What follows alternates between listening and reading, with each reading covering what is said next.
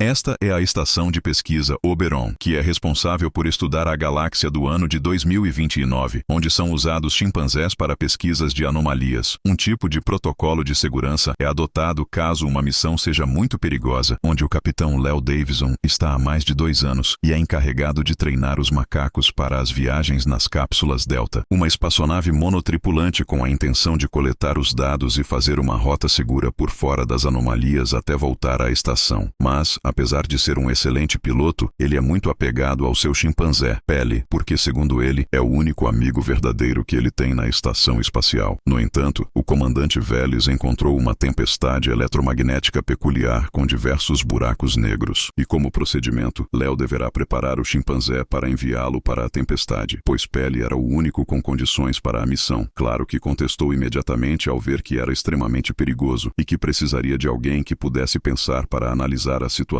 na tempestade. Mas ao enviarem o chimpanzé, ele acabou saindo da rota, assim se perdendo na tempestade eletromagnética. Mesmo com o comandante dizendo para esperar, pois o chimpanzé sabia fazer o retorno, o capitão Léo desobedeceu o comandante e com uma cápsula Delta foi atrás de seu amigo. A tempestade era extremamente violenta e Léo acabou adentrando em um buraco negro, onde se mostrou que a relatividade do tempo estava toda distorcida, não sabendo nem o dia nem o ano em que estava. Quando foi arremessado em um planeta, caiu com sua cápsula Delta em um lago pequeno, onde conseguiu escapar de não morrer afogado. Por sorte, o planeta possuía oxigênio, mas Léo percebeu alguns humanos correndo e correu junto. Foi aí que avistou algo ainda mais impressionante. Estavam correndo de macacos que estavam uniformizados e caçando os humanos. Estava jogando dentro de sacos. Não havia possibilidade de tentar correr, pois além de serem velozes, usavam suas habilidades de escalar árvores e saltavam em cima dos humanos com muita precisão. E pior que isso, ainda os colocavam em jaulas. Eram comandados por um macaco extremamente mal encarado, que, para a surpresa de Léo, sabia falar e não gostou do fato de o capitão Léo ficar encarando-o. Mas Léo não estava alucinando. Os humanos eram comercializados pelos macacos que viviam em uma sociedade organizada em uma cidade onde vestiam roupas, tinham pequenos comércios e as crianças brincavam nas ruas. Até um macaco usava um anão para dançar e pedir esmolas. Mas o mais impressionante era o ódio dos macacos pelos humanos. Até as crianças alvejavam os humanos com pedras e eles eram vendidos para o Limbo, um comerciante de escravos que revendia-os para serviços domésticos. Então conhecemos o General Tad, e ele queria dar uma criança humana para sua sobrinha como bichinho de estimação. E já ficou de olho em Léo, pois, segundo ele, era o humano mais inteligente do local. Esse general era temido até mesmo pelos próprios companheiros, pois era extremamente autoritário e não fingia para ninguém que gostava de humanos, ao contrário de Ari, que não gostava de assistir aos humanos sendo maltratados. Pos defendia os direitos humanos, que eram marcados igual a gado, e naquela noite, Ari não permitiu que Limbo fizesse mais isso, jogando o ferro perto da cela. Nisso, Léo aproveitou e atacou a própria Ari, que estava próxima, pedindo a ela encarecidamente por ajuda. Ela observou algo diferente em Léo, e por esse motivo, quis comprá-lo. Não só ele, mas também Diana, outra humana que, de acordo com Limbo, eram selvagens demais, e por esse motivo, eram extremamente caros. Mas Ari falou a ele que poderiam chegar a um acordo benéfico a ambos. Ari é a filha de um senador, e neste planeta é o maior poder na política dos macacos. Agora, onde estavam Léo e Diana presos, Léo não estava entendendo nada do porquê os macacos eram daquele jeito, deixando-o a garota ainda mais confusa, pois disse a ela que era da Força Aérea dos Estados Unidos e que os macacos em seu planeta viviam enjaulados e só queria fugir o mais rápido possível daquele lugar. Mas existia um guardião que vigiava eles, e ele deveria fazer o serviço da casa. Naquela noite, o senador estava recebendo outros macacos políticos e conversavam justamente sobre o quanto os humanos tinham se equiparado em números aos macacos e o quanto isso era perigoso. Para o general, a única solução para isso era a extinção de todos os humanos. Mas o senador não era tão radical e tinha outros planos para os humanos, pois até que serviam bem como escravos. Mas o único problema era sua filha, que gostava de defendê-los, pois, segundo ela, os humanos tinham habilidades pouco exploradas e acreditava que eles tinham alma. Quando Léo passa ao lado do general, ele o derruba e queria ver se realmente os humanos tinham alma, abrindo sua boca e olhando o fundo de sua garganta. O problema é que o general está interessado em Ari por ser filho do senador. Assim, poderia estender sua influência sobre os macacos, mas ela não dava nenhuma atenção a ele. E ao ir embora naquela noite, 2 guardas queriam falar com ele, pois, segundo eles, encontraram algo interessante na floresta. Então, o levaram até a floresta, onde o rastro que a nave de Léo fez ao cair. Ao chegar no local, o general já sabia que tinha alguma coisa a ver com um humano inteligente. Então perguntou a eles se tinham contado para mais alguém. Eles disseram que não, que falaram apenas com o general. Então, na trairagem, atacou os guardas, matando-os. Enquanto isso, Léo planejava escapar de alguma maneira daquele local. E como tinha roubado uma faca da cozinha dos macacos, ele saiu da cela, soltou os outros escravos e foram atrás da filha de Diana. Passaram por dentro das casas dos macacos, os assustando. O problema é que esse resgate da filha de Diana alertou os macacos, tornando quase impossível passar por eles. Mas Ari os encontrou, e Léo disse que, se ela o ajudasse, mostraria a ela algo que iria mudar o seu mundo para sempre. Mas essa jornada era muito perigosa para a menininha. Então, uma empregada a esconderia. Krul conhecia uma passagem secreta, mas para funcionar, o pai de Diana fez o sacrifício de ser a isca, pois só dessa maneira chegariam à passagem secreta. Ele enfrentou o capitão da guarda, que facilmente o imobilizou, mas o general era covarde e, sem piedade, matou o homem. Após escaparem pela passagem secreta, eles são ajudados por Ari e Krul, o mordomo. Quando encontraram o rastro da nave de Léo, duvidaram que realmente existisse algo que voasse no céu. Então, Léo confrontou Krul, dizendo que macacos falantes não existem. Ele o derrubou e explicou que não eram macacos, e sim símios, uma espécie evoluída, bem mais inteligente que os macacos e os humanos. Segundo ele, os símios são a espécie dominante do planeta. Depois disso, Léo mergulhou e pegou algumas coisas da nave no fundo do lago, como uma arma, sinalizadores e um localizador que informava a localização da estação espacial, que estava justamente no planeta e provavelmente veio buscar ele. Então, ele se encheu de esperanças para sair daquele planeta. No entanto, Limbo o seguiu com guardas e queria levar os humanos de volta. Mas Léo logo mostrou o poder das armas de fogo dos humanos e fez Limbo de prisioneiro. Ficaria tudo bem se Krul não tivesse quebrado a arma, pois para ele era magia negra e era muito perigoso mexer com isso. Como a procura seria longa, o general pediu autorização ao senador para poder usar todo o exército contra os humanos que sequestraram sua filha. Em seguida vemos o pai do general, que estava à beira da morte, e em seus últimos suspiros disse ao seu filho onde provavelmente aquele humano inteligente estava indo, em um lugar proibido chamado Kalima, pois, segundo ele, é o lugar onde o pai do pai dele contou sobre a origem dos símios, no tempo antes do tempo, quando os humanos eram a raça que dominava o planeta e os macacos eram submissos. Mostrado dentro de um vaso, a prova de toda sua força, uma arma que estava escondida ali há centenas de anos. Os humanos tinham o poder da tecnologia. Voltando para Léo, ele precisava passar por um posto avançado do exército dos macacos, onde conseguiriam alguns cavalos e atravessariam o rio, algo que foi até simples para alguns, mas Arya acabou caindo do cavalo e teve que ser ajudada por Léo para nadar para fora do rio. Agora, Léo ganhou uma vantagem muito grande sobre os macacos. Quem não gostou nada disso foi o general, que agora teria que dar a volta no rio, que já era uma viagem demorada, mas também por ter os cavalos roubados sem que ninguém do exército tivesse reparado. Mas as coisas se complicaram, pois agora todo o exército primata está atrás dos humanos com a autorização do senador para matar todos. No entanto, Arya estava tendo alguns sentimentos confusos por Léo, pois além de ele ser um humano diferente, ele veio das estrelas. Durante o amanhecer, eles chegaram à estação espacial, mas Léo se surpreendeu ao ver que ela estava toda depenada e parecia estar ali há muitos anos. Para ele, não fazia sentido, pois fazia apenas alguns dias que tinham se separado.